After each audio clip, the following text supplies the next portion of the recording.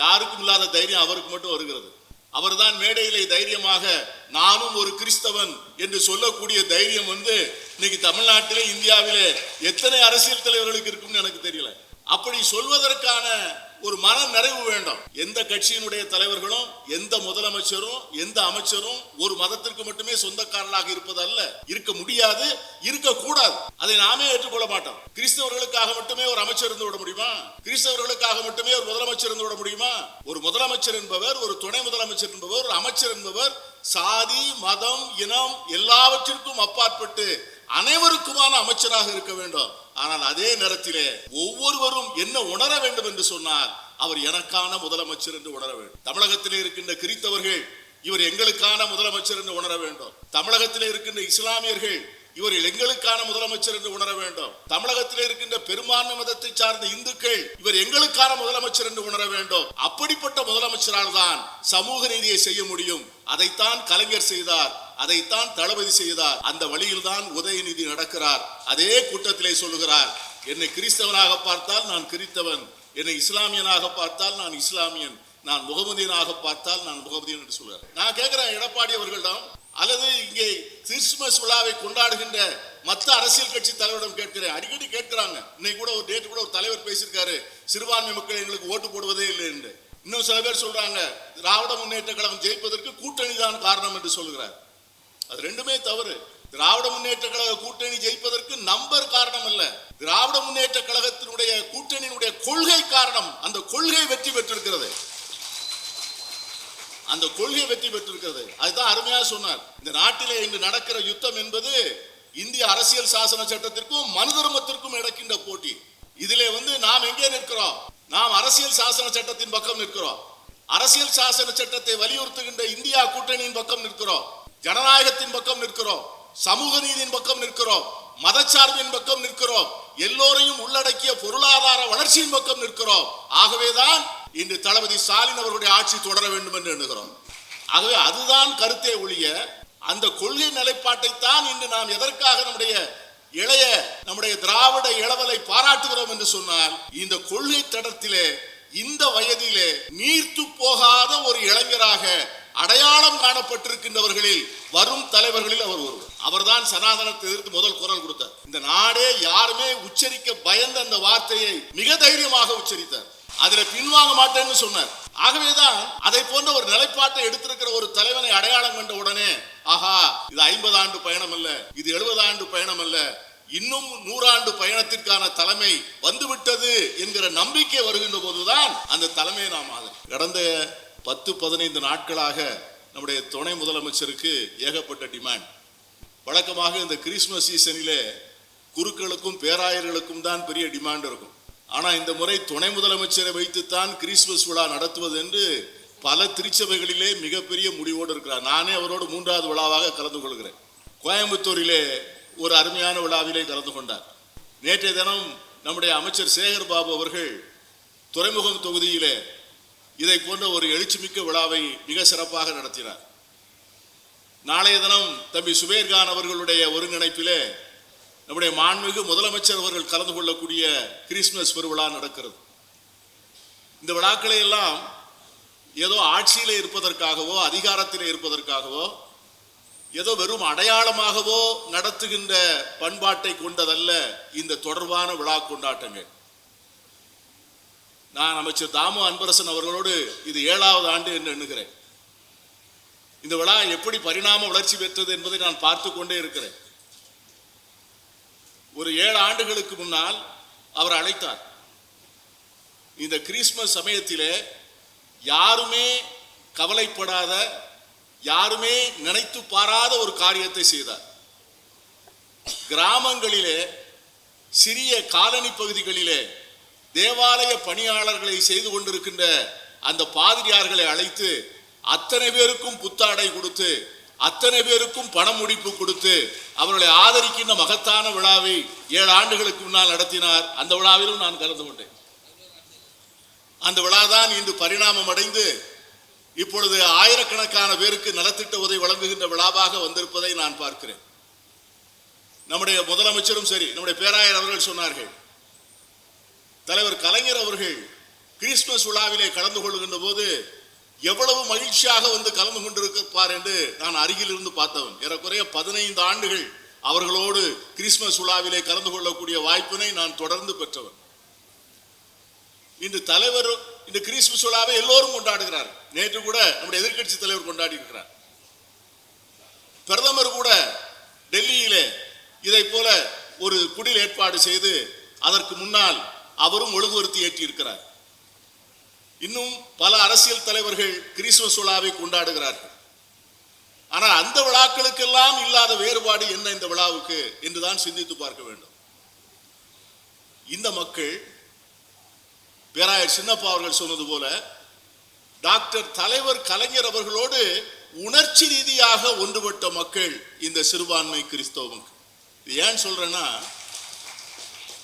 பேராசிரியர் காதர் மொய்தீன் அவர்கள் சொல்வார்கள், மற்ற தலைவர்கள் எல்லாம் சிறுபான்மை மக்களுக்கு உதவி செய்ய நினைத்தார்கள், ஆனால் கலைஞர் ஒருவர் மட்டும்தான் ஒரு சிறுபான்மை மக்களைப் போலவே சிந்தித்தார் என்று சொல்வார். அவர் சொல்வார், என்ற தம்பி எத்தனையோ தலைவரை நான் பார்த்திருக்கிறேன், ஆனா கலைஞர் ஒருத்தர் தான் தம்பி ஒரு இஸ்லாமியராகவே சிந்திப்பார் என்று சொன்னார். கிறிஸ்தவர்களுடைய பிரச்சனையை பார்க்கின்ற போது கிறிஸ்தவர்களை மாதிரியே சிந்திப்பார். மாற்று திறனாளிகளை பார்க்கின்ற போது ஒரு மாற்று திறனாளியாகவே அந்த பிரச்சனையை சிந்திப்பார்.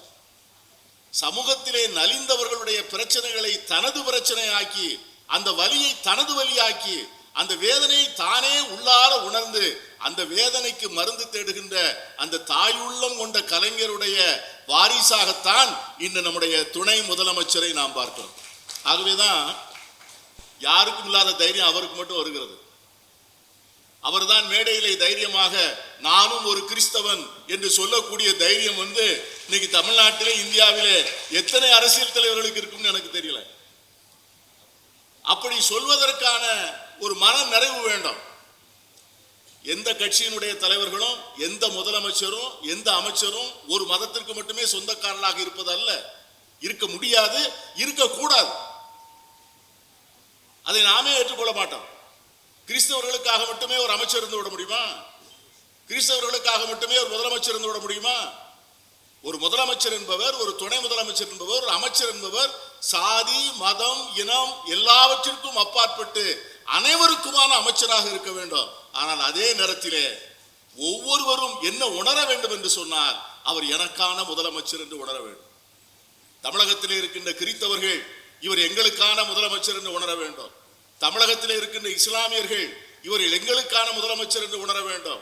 தமிழகத்திலே இருக்கின்ற பெரும்பான்மை மதத்தை சார்ந்த இந்துக்கள் இவர் எங்களுக்கான முதலமைச்சர் என்று உணர வேண்டும். அப்படிப்பட்ட முதலமைச்சரால் தான் சமூக நீதியை செய்ய முடியும். அதைத்தான் கலைஞர் செய்தார், அதைத்தான் தளபதி செய்தார். அந்த வழியில் தான் உதயநிதி நடக்கிறார். அதே கூட்டத்திலே சொல்லுகிறார், என்னை கிறிஸ்தவனாக பார்த்தால் நான் கிறிஸ்தவன், என்னை இஸ்லாமியனாக பார்த்தால் நான் இஸ்லாமியன், நான் முகமதியனாக பார்த்தால் நான் முகமதியன் என்று சொல்கிறார். நம்முடைய சிறுபான்மை ஆணைய தலைவர் வரிசையாக பட்டியலிட்டார். நான் இன்னைக்கு வந்து சில கேள்விகளை மட்டும் நான் வைக்க ஆசை. 4 வருஷம் அண்ணா திராவிட முன்னேற்ற கழக ஆட்சி நடந்தது.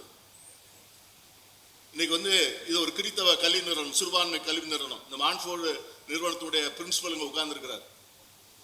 இதற்கு வந்து ஒரு சிறுபான்மை சான்றிதழ் கேட்டு நாங்கள் ஏறாத அலுவலகமே கிடையாது.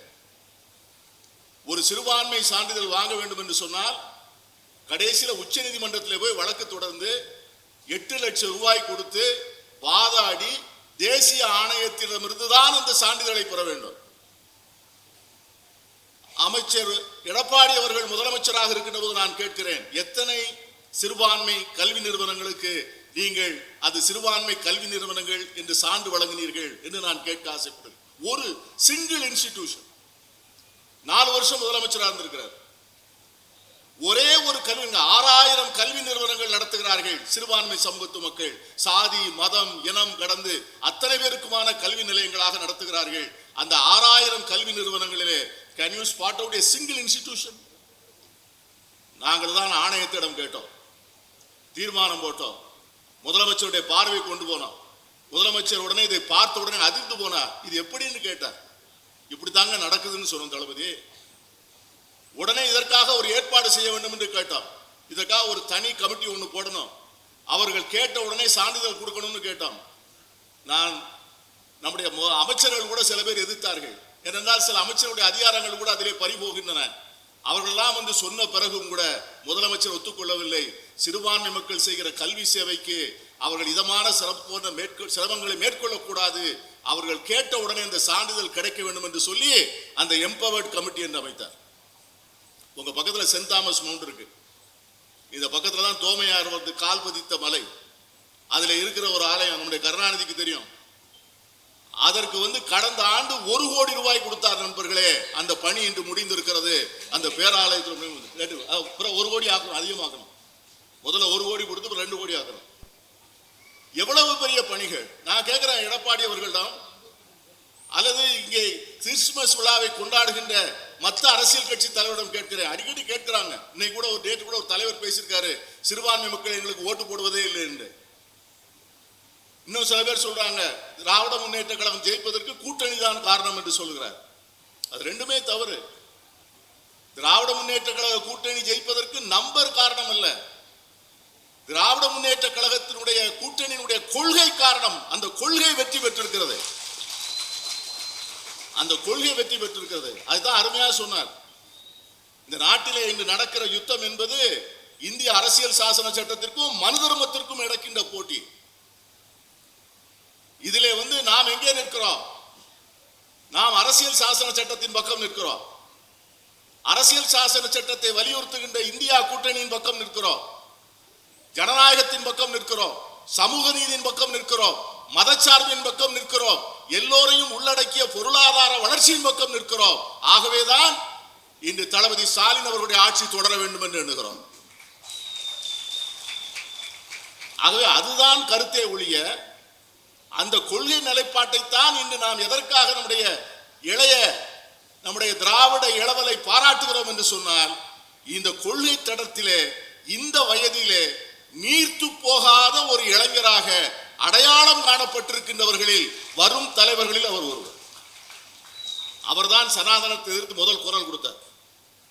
இந்த நாடே யாருமே உச்சரிக்க பயந்த அந்த வார்த்தையை மிக தைரியமாக உச்சரித்தார். அதில் பின்வாங்க மாட்டேன்னு சொன்னார். ஆகவேதான் அதை போன்ற ஒரு நிலைப்பாட்டை எடுத்திருக்கிற ஒரு தலைவனை அடையாளம் கண்ட உடனே, ஆஹா, இது 50 ஆண்டு பயணம் அல்ல, இது 70 ஆண்டு பயணம் அல்ல, இன்னும் 100 ஆண்டு பயணத்திற்கான தலைமை வந்துவிட்டது என்கிற நம்பிக்கை வருகின்ற போதுதான் அந்த தலைமையை நாம் ஆதரி.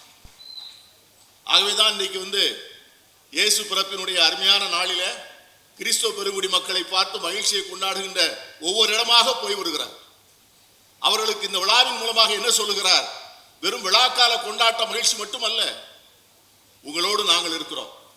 இந்த அரசு இருக்கிறது. இந்த அரசு சிறுபான்மையாக இருக்கின்ற உங்களை நீங்கள் மாண்போடும் மகிழ்ச்சியோடும் வாழ்வதற்கான உரிமைகளை பெற்றுத் தருகின்ற அரசாக இந்த அரசு இருக்கிறது. இந்த முதலமைச்சர் இருக்கிறார். இந்த நல்ல செய்தியை தான் கிறிஸ்துமஸ் செய்தியாக சொல்ல வந்திருக்கிறேன் என்று சொல்ல வந்திருக்கிறார். ஆகவே ஒவ்வொரு ஆண்டும் ஏதோ பஞ்சத்துக்கு ஆண்டி பரம்பரை ஆண்டி என்று எங்களுடைய பழமொழி சொல்வார்கள். பஞ்சத்திற்காக ஆண்டி அல்ல, இது பரம்பரையாக கிறிஸ்துமஸை நம்மோடு கொண்டாடுகின்ற இந்த பண்பாடு, இந்த கலாச்சாரம், இந்த மகிழ்ச்சி, இந்த உற்சாகம், இவற்றை தொடர்ந்து உங்கள் தாத்தாவிடம் பார்த்தோ, உங்கள் தந்தையாரிடம் பார்த்தோ, இப்பொழுது உங்களிடம் பார்க்கிறோம்.